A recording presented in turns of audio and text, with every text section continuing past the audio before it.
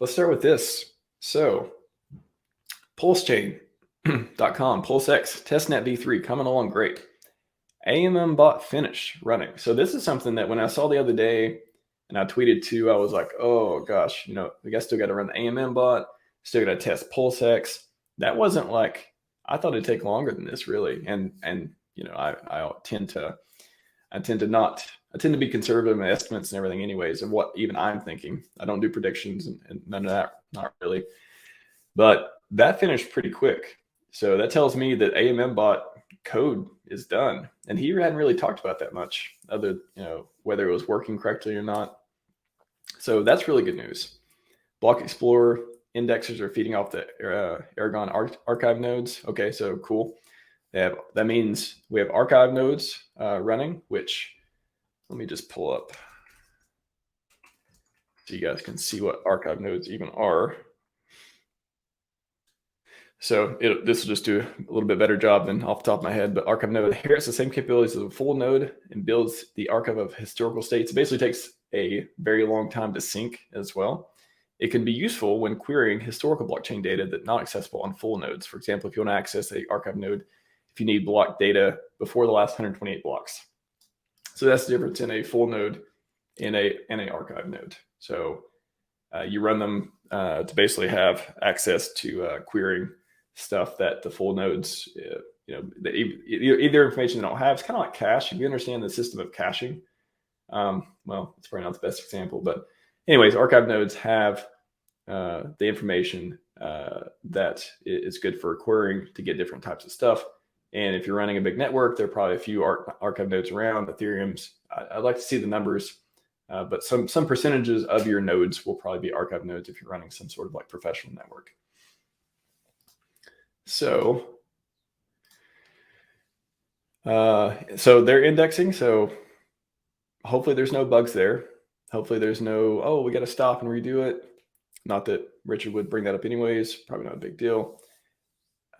Lighthouse, Prism, and Geth. So the PulseChain clients are working fine too. Fantastic. Reviewing the new validator onboarding process. So bullish. If we're at the stage of we're reviewing documentation and we're reviewing just like how to do a validator, are they getting ready to release stuff on, the scripts and stuff? Maybe there's scripts, maybe there's other things to make it easy to become a validator. It looks like they're reviewing their own process. So when you're at the point you're reviewing a process, that seems like one of the last things you do. So again, not a hopium deal, but that's we're looking pretty close if that's what we're talking about at this point. That's what Richard's tweeting about. So what could come up? There could be bugs on the indexing stuff. Again, Richard's not going to rush anything. We're going to take our time when V3 is out. And that part's going to be great. So it seems pretty close. This is the update where we don't see any problems happening. So to me, that's a great sign. If we don't hear him talking about working through or smashing some bug, then and he's talking about reviewing documentation, onboarding process, things seem close. So, and then this one I want to go to. A lot of people got really excited about this, but I would temper myself a little bit. So when PulseChain Testnet V3 launches, that would also count as your warning that mainnet could launch at any time.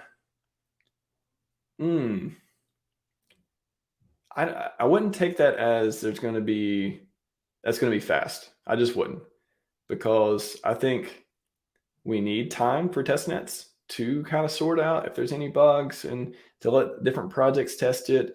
We need that sort of extra time. So I would not interpret this as when testnet V3 launches any day later, mainnet can launch.